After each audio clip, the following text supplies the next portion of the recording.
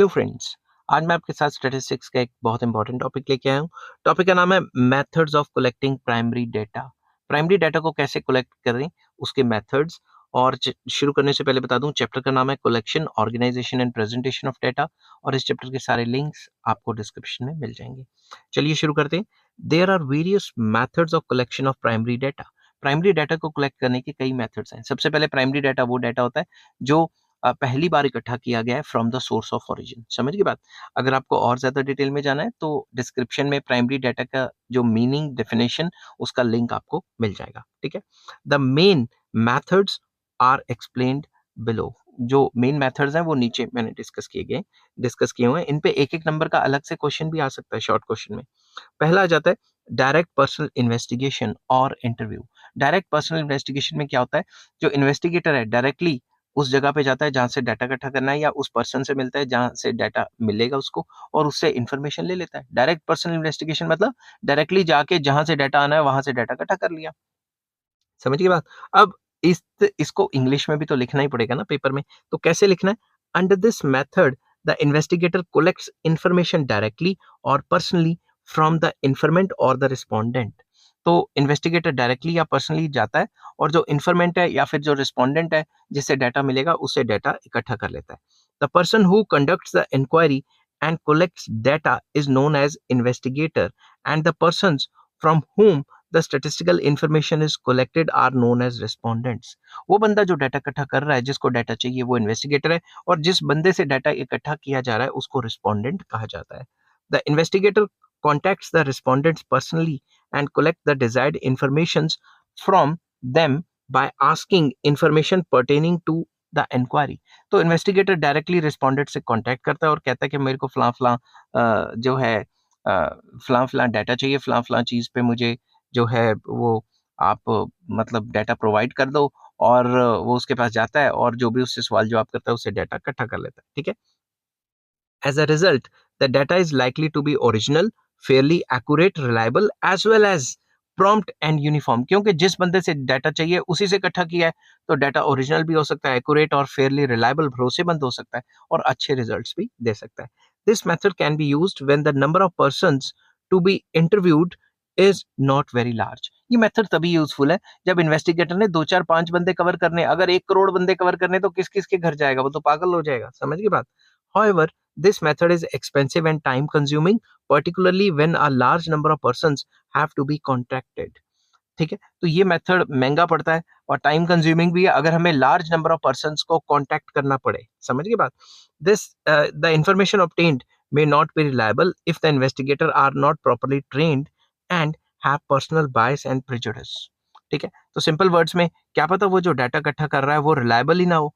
क्यों? क्योंकि जो इन्वेस्टिगेटर है उसको अच्छी तरीके से ट्रेनिंग ही नहीं दी गई कि डाटा इकट्ठा कैसे करना है, या फिर उसका पर्सनल बायस भी हो सकता है। बायस मतलब वो बोले कुछ और वो लिखे कुछ और। समझिए बात। तो डाटा उल्टा पुल्टा इकट्ठा कर लेगा तो भी काम खराब हो सकता है, और प्रेजुडिस हो तो भी डाटा गलत ही आएगा। जैसे आपको पता है आजकल न्यूज चैनल जाते कहीं है, पहले से उनका मकसद तय होता है और वहां से इंटरव्यू लेके स्टूडियो में बैठ के उल्ट पुल्ट बातें बोल देते हैं। तो वो तो बायस्ड होते हैं और प्रेजुडिस उनका होता है, इसलिए ज्यादातर लोगों ने टीवी पे न्यूज देखनी छोड़ दी है। नेक्स्ट आ जाता है indirect oral investigation. Direct investigation में क्या होता था, पर्सनली कांटेक्ट करते थे। इनडायरेक्ट ओरल इन्वेस्टिगेशन में मान लो बंदा अवेलेबल ही नहीं है, तो क्या करेंगे हम उसके रिश्तेदार से ले लेंगे डाटा। समझ की बात। या फिर उसके फ्रेंड से ले लेंगे, या कोई रिलेटिव्स या घर वालों से डाटा इकट्ठा कर सकते हैं। Sometimes the required information is collected not directly from the respondents but indirectly from other persons known as witnesses। कभी कभी मान लो मुझे एक बंदे से डाटा इकट्ठा करना है मगर वो अवेलेबल ही नहीं है। ठीक है। तो डाटा किससे इकट्ठा करेंगे? हम विटनेसेस से, अदर पर्सन से। फॉर एग्जाम्पल बोल बोल के गला बैठ गया, सॉरी। फॉर एग्जाम्पल किसी का एक्सीडेंट हो जाता है, वो बंदा तो कोमा में पड़ा हुआ है, तो अब हमने पुलिस आई और उसको पता लगाना है कि भाई कैसे कैसे एक्सीडेंट हुआ, तो जो लोग आसपास खड़े होंगे वही बताएंगे ना। तो विटनेसेस से डाटा इकट्ठा किया जाएगा, रिलेटेड पर्सन से डाटा इकट्ठा किया जाएगा। जो कंसर्न पर्सन है वो तो उससे तो डाटा मिल ही नहीं सकता। समझ की बात। तो इस मेथड को हम इनडायरेक्ट ओरल इन्वेस्टिगेशन कहते हैं। Such a method of getting information from third parties rather than the persons who are involved is known as indirect investigation. तो इस मेथड को इनडायरेक्ट इन्वेस्टिगेशन कहा जाता है, जहां डायरेक्टली उस बंदे से, कंसर्न बंदे से डाटा इकट्ठा नहीं किया जाता, किसी और बंदे से डाटा इकट्ठा किया जाता है। This method is widely used by the committees and commissions appointed by the government. Government जो भी कमिटीज और कमीशंस अपॉइंट करती है, इस तरीके से डाटा इकट्ठा किया जाता है इनडायरेक्ट ओरल इन्वेस्टिगेशन के through.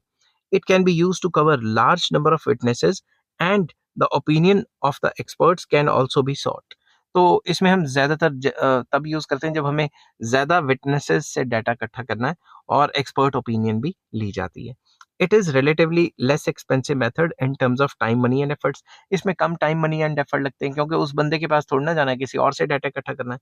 However, there is always a possibility of personal bias and motives of the witnesses affecting the reliability and accuracy of the information collected through indirect oral investigation. तो जब भी हम indirect oral investigation करते हैं तो personal bias आ सकता है witness का। मैं आपको एक एग्जांपल देता हूँ। फॉर एग्जांपल, पुलिस आपके पास आई और आप अवेलेबल नहीं हो, तो आपके रिश्तेदार से इंफॉर्मेशन लेती है पुलिस, या आपके फ्रेंड सर्कल से लेती है। क्या पता वो आपके अंदर से आपसे खुंदक करते हो, या अंदर से आपसे अच्छा वो ना सोचते हो आपके बारे में, तो गलत मलत डाटा दे दें। ठीक है ना? तो पर्सनल बायस की वजह से डाटा पे, रिलायबिलिटी पे क्वेश्चन मार्क भी आ सकता है। नेक्स्ट मेथड आ जाता है इंफॉर्मेशन फ्रॉम लोकल एजेंट्स और कॉरेस्पॉन्डेंट्स। ये मेथड ज्यादातर टीवी न्यूज चैनल या फिर न्यूज़पेपर वाले यूज करते हैं, जहाँ पे हर एक जगह पे वो कॉरेस्पॉन्डेंट रख देते हैं, क्योंकि उनको रेगुलर इन्फॉर्मेशन चाहिए होती है। Under this method, local agents or correspondents are appointed in different parts of the investigation area to collect information. तो इन्फॉर्मेशन को इकट्ठा करने के लिए लोकल पर्सन या लोकल एजेंट्स या कॉरेस्पॉन्डेंट्स उन पर्टिकुलर एरिया पे रख लिए जाते हैं। These correspondents collect the required information in their own way and style and transmit these information to higher agencies.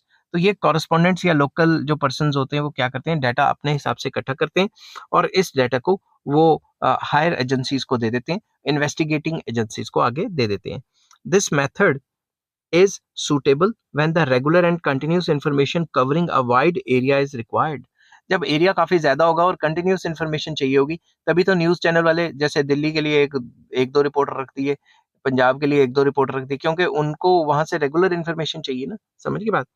It also has the advantage of personal contact with the informant and a fair degree of accuracy. इसमें जो हमने correspondents रखे होते हैं वो respondent से directly जाके मिल सकते हैं और इसमें फेयर डिग्री ऑफ एक्यूरेसी होती है। ठीक है? It is particularly used by newspaper, radio, television agencies to obtain regular information about various political and other happenings. तो आपको पहले भी बताया था, रेडियो, टीवी या फिर न्यूज़पेपर वाले ऐसा करते हैं कि अलग-अलग जगह पे अपने कॉरेस्पॉन्डेंट्स रख लेते हैं ताकि उनको रेगुलर खबरें मिलती रहें। Various agencies also use these methods for getting regular informations about price, estimates of agriculture output, etc. तो काफी एजेंसीज भी होती हैं जो रेगुलर बंदे हायर करती रहती हैं, मतलब पर्टिकुलर जगह पे अपने कॉरेस्पॉन्डेंट्स छोड़ देती हैं, क्योंकि उनको प्राइजेस की नॉलेज चाहिए या फिर उन्होंने कुछ एस्टिमेशन करना है एग्रीकल्चर आउटपुट का या इंडस्ट्रियल आउटपुट का। However, this method may result in lack of uniformity of data and personal bias of the correspondents, particularly when the data are to be collected from a large number of correspondents. For example, various TV channels हैं, ठीक है? एक TV channel का reporter कह रहा है कि भाई बम फट गया, इतने बंदे मर गए, दूसरा कह रहा है इतने बंदे मर गए, तीसरा कह रहा है इतने बंदे मर गए। तो हर एक का अपना अपना व्यू होगा ना। एक बंदा कह रहा है कि इसके पीछे जो है इस पर्टिकुलर जो ऑर्गेनाइजेशन है इसने काम किया है, दूसरा कह रहा है चैनल किसी और ने, तीसरा किसी और ने। तो जो कॉरेस्पॉन्डेंट्स होते हैं उनका पर्सनल बायस भी हो सकता है। Moreover, data collected through this method are not original and they may be less accurate. क्या पता उन्होंने भी आगे किसी और से डाटा इकट्ठा किया हो, तो क्या पता एक्यूरेसी का लेवल लो हो। समझ की बात? नेक्स्ट आ जाता है मेल्ड क्वेश्चनियर्स। क्वेश्चनियर्स क्या होता है? एक सेट ऑफ क्वेश्चंस होता है, वो पेज पे लिखे होते हैं या फिर उनको मेल कर देना, चिट्ठी डाल देना। आजकल तो मेल आपको जीमेल वगैरह या फिर जो भी आपकी मेल है, मेलिंग आईडी उस पे आ जाती है। पहले ज्यादातर जब मेल इतनी मशहूर नहीं थी तो आपको घर में चिट्ठियां भी आ जाती थी। ठीक है? Under this method a questionnaire is mailed to various respondents. जितने भी रिस्पोंडेंट्स हैं उनको क्वेश्चनियर मेल कर दिया जाएगा या ईमेल कर दिया जाएगा या चिट्ठी भेज दी जाएगी। समझ की बात? Questionnaire consists of question sheets or forms which contain all the questions relating to the inquiry so as to collect the required information from the respondents. तो बेसिकली क्वेश्चनियर मेल कर दिया जाता है। उस क्वेश्चनियर में काफी शीट्स होती हैं जिनमें क्वेश्चंस लिखे होते हैं रिलेटेड टू इंक्वायरी, और उनको कहा जाता है कि भाई तुम ये भर-भूर के ये फिल करके हमें दे दो, ठीक है? Respondents respondents are requested to fill the questionnaire and send it back within a specified time. उनको कहा जाता है कि प्लीज रिक्वेस्ट की जाती है कि आप ये विद इन द टाइम हमें जो है मतलब फिल करके हमें दे दीजिए. This method is suitable when the informants are educated and enlightened and spread over a wide geographical area. ये मेथड तब सुटेबल है जब पढ़े लिखे बंदे हैं. पढ़े लिखों को भेजोगे ना तभी तो वो पढ़ पाएंगे. अगर पढ़े लिखे बंदे ही नहीं है तो फिर आप भेज रहे हो क्वेश्चनियर तो वो पढ़ेंगे कैसे? समझ की बात? This method is quite economical in terms of time money and efforts. इससे टाइम मनी एफर्ट्स बचता है, बस चिट्ठियां ही तो डालनी है ना, ठीक है? This method allows a fairly wide coverage of investigation. इससे हम ज्यादा एरिया कवर कर सकते हैं. मेल कर सकते हैं, ईमेल कर सकते हैं या चिट्ठियां भेज सकते हैं एक गिवन टाइम पे गिवन जगह से कई मतलब पर्सन्स को. तो इससे हम वाइड एरिया कवर कर सकते हैं. More over this method is original because the required information is collected from the concern persons themselves. जिससे मुझे डाटा इकट्ठा करना था उसी रिस्पोंडेंट को तो चिट्ठी भेजी है, इसलिए जो इन्फॉर्मेशन मिली है वो ओरिजिनल ही होगी. However, data collected by this method may be less accurate and may not be uniform because they are not directly there is no direct contact with the respondent. तो respondent से direct contact तो रहा ही नहीं, तो accuracy पे question mark भी किया जा सकता है, ठीक है? This method is of limited use as it cannot be used when the respondents are uneducated. ये मेथड का लिमिटेड यूज है, वही यूज करोगे जहाँ एजुकेटेड रिस्पोंडेंट्स है. Many a times informants do not respond to the questionnaire. अब आपको Gmail पे या अपने ईमेल पे इतने सारे क्वेश्चनियर्स आते हैं कि सर्वे करवा दो, ये करा दो, वो करा दो, तो हम स्किप कर देते हैं, ज्यादातर हम ध्यान नहीं देते, ठीक है? दिस मेथड इज ऑफ्टन या ऑफन, दोनों में से कोई भी प्रोनाउंसिएशन जो आपको सूट करती है, क्योंकि अमेरिकन एक्सेंट और वो क्या कहते हैं यूके एक्सेंट में थोड़ा डिफरेंस है.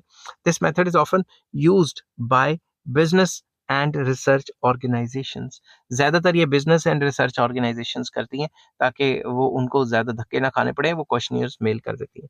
अब आ जाता है इससे भी एक स्टेप ऊपर वाला method, questionnaires to be filled by the enumerators. इसमें क्या होता है, क्वेश्चनियर्स जो एनुमिरेटर्स हैं उनके हाथ में होते हैं और वो एनुमिरेटर जो है वो एक्सपर्ट पर्सन है जो डाटा इकट्ठा करने वाला है, वो रिस्पोंडेंट से जाके खुद पूछता है और खुद डाटा फिल करता है. आपने देखा होगा आपके घर पे आके आपसे पूछते हैं ये चीज है, ये चीज है, ऐसा करते हो, वैसा करते हो, तो वो खुद डाटा इकट्ठा कर रहे हैं. तो इस मेथड को questionnaires to be filled by the enumerators कहा जाता है, ठीक है? तो इस मेथड में क्या होता है, under this method a standardised questionnaire is put under the charge. एक स्टैंडर्डाइज्ड जो क्वेश्चनियर होता है वो दिया जाता है under the charge of the जो एंटरप्रेन्योर्स. कहाँ लिख दिया मैंने यार, ये मैच देखते देखते जब हम वीडियो बनाए ना तो यही होता है. तो मैंने यहाँ पे लिखना था एनुमिरेटर्स. एनुमिरेटर्स, देखो ध्यान कहीं और चले जाए तो क्या हो जाता है, इसलिए कहते हैं कि अगर आप ध्यान से पेपर करोगे तो कोई और वर्ड की जगह कोई और वर्ड नहीं लिखा जाएगा. तो इस मेथड में क्या होता है, स्टैंडर्डाइज क्वेश्चनियर प्रिपेयर किया जाता है और एनुमिरेटर को दे दिया जाता है, ठीक है? तो एनुमिरेटर को दे दिया जाता है. Enumerators are those persons who help investigators in collecting data. तो एनुमिरेटर वो बंदे हैं जो इन्वेस्टिगेटर ने अपने अंडर रखे हुए हैं डाटा इकट्ठा करने के लिए. The enumerators contact the respondents, get replies to the questions contained in the questionnaire and fill in their own handwriting the desired information so obtained called schedule. ध्यान से समझना इस बात को. एनुमिरेटर को क्वेश्चनियर पकड़ा दिया जाता है, वो क्वेश्चनियर लेके रिस्पोंडेंट्स के पास जाता है, उनसे सवाल जवाब करता है और उनसे जो भी इंफॉर्मेशन मिलती है वो खुद अपनी हैंडराइटिंग में भरता है. समझ के बात? इस तरीके को स्केड्यूल भी कहा जाता है. वो जो क्वेश्चनियर है जो वो खुद भर रहा है उसे स्केड्यूल कहा जाता है, ठीक है? This method is extensively used in case of population census all over the world. जब पूरे वर्ल्ड में किसी भी कंट्री में सेंसस होते हैं, जब पूरे हर एक बंदे से डाटा इकट्ठा करने चलते हैं. अब हमारा होना था मगर हुआ नहीं, कोविड के कारण जो है डाटा अच्छे तरीके से सामने नहीं आ पाया. तो जो जब हम सेंसस करते हैं पूरी की पूरी पॉपुलेशन का, तो हम ईच एंड एवरी पर्सन से जाके डाटा इकट्ठा करते हैं. तो ज्यादातर ये मेथड उसी तरीके के लिए मशहूर है. This method has has the merits of wider coverage, personal contact with the informants, and a fair degree of uniformity and accuracy in the information obtained from informants. तो क्योंकि डायरेक्ट कांटेक्ट हुआ है और इन्वेस्टिगेटर जो एनुमरेटर है उसने अच्छे तरीके से जो डाटा इकट्ठा किया है, इसलिए हम कहते हैं कि भाई यूनिफॉर्म है और एक्यूरेट है और रिलायबल भी है, ठीक है। However this method is expensive and time consuming, क्योंकि एनुमरेटर को तनख्वाह भी तो देनी है ना, और टाइम मनी एफर्ट्स भी तो बहुत लग रहा है। It requires large team of competent and trained enumerators जो ज्यादा पॉपुलेशन को कवर कर सके। समझ की बात? आई होप ये वीडियो आपको पसंद आई होगी। अगर पसंद आती है तो please like, share and subscribe. इस चैप्टर के सारे लिंक्स आपको डिस्क्रिप्शन में मिल जाएंगे। और नेक्स्ट टॉपिक मैं लेके आऊँगा qualities of a good questionnaire, उसका भी लिंक आपको डिस्क्रिप्शन में मिल जाएगा। Till then take care, bye bye.